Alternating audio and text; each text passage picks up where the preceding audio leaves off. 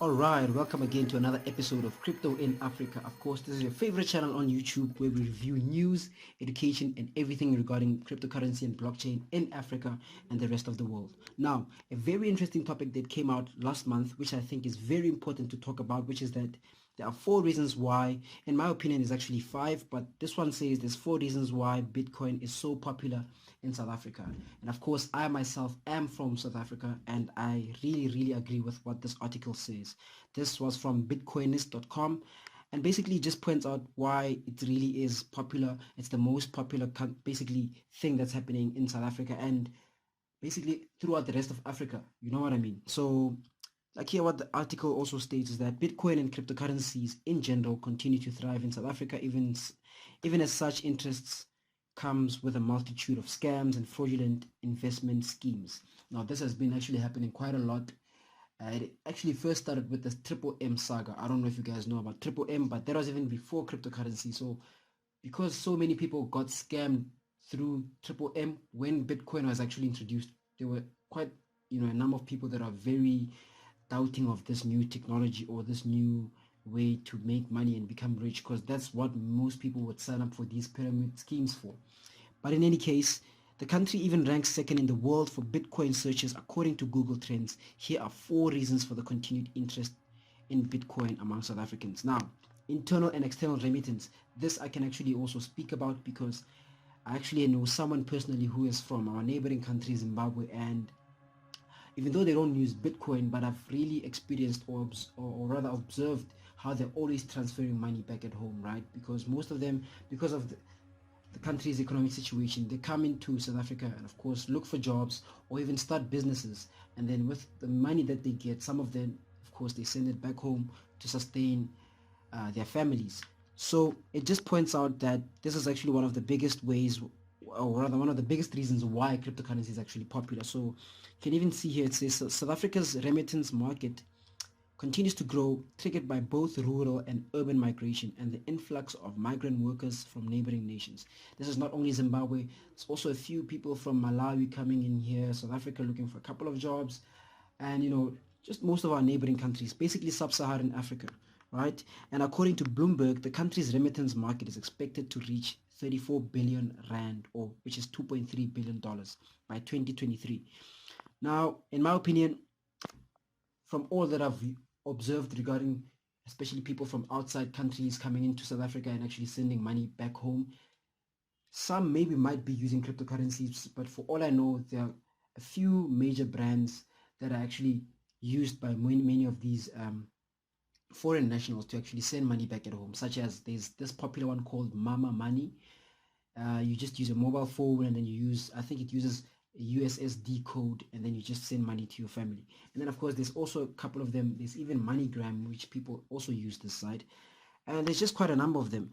And the CEO, or rather the general manager of Africa Crypto Exchange, the popular one called Luno, he actually commented about this, and he said that there are large remittance flows from South Africa to other countries in the SADC region, of which a portion is informal due to the largely high costs and complexity involved. It is vital that we reduce the cost and complexity associated with moving money seamlessly across the continent. I agree. That's why I so much vouch for blockchain technology, specifically in the cryptocurrency space, P2P lending, or rather P2P money sending, because I see the value that it can bring to most underbanked and unemployed, or just people, African people that really can't afford to have bank accounts, because really a bank account is quite expensive to maintain because you have monthly charges, you have withdrawal charges. I'm not even sure what other charges are because we never really, read the entire document. We just signed to open up our account. But but then over here it also shows that Google Trends, South Africa was the second amongst Bitcoin searches. So it shows a lot about how we're actually, the people within this country are actually so much interested about this new technology and what it can offer. Second point is high fintech literacy. This I can also agree to. There's actually a high number of tech, or rather fintech startups within the country, and some have actually been so successful to actually get international investment, even local investment, teaming up with huge authorities with regards to with regards to the technology that they're bringing forth and how it can actually benefit the people or its users, right? And it says South Africa remains the sole fintech hub in Africa. Data from the United Nations Economic Commission for Africa shows that South Africa accounts for 31.2% of the fintech startups on the continent. So that's basically a large portion. And yeah, there's a few insurance fintech startups that I know of. There was actually one cryptocurrency startup called Dala, which was also started, but eventually they had to close. I'm not exactly sure about the reason why, but I know it had to do with, I think, adoption problems, or getting custom. Yeah, basically it was that, mostly adoption problems. But I'll look for the article, because I think there is one on Cointelegraph, and just check up on the story and read up on other websites and relevant sources, and maybe even explain it here on the show, break it down as to why this company that actually carries so much valuable technology that many of the continent's people actually need. What happened? Like, why did it fail? Why did everything turn down? Because I think for a lot of upcoming crypto startups, that's actually a huge lesson to learn. But that's not the point. The point, of course, is 4 reasons why Bitcoin is actually so popular in South Africa. And then this is just a little small graph that points out the huge volume activities that's been happening within localbitcoins.com, right? So it can see how there's been much huge financial activities and trading that's been happening within this platform. So it shows a lot about, number one, the familiarity of Bitcoin that people have, and number two, even how to use the technology.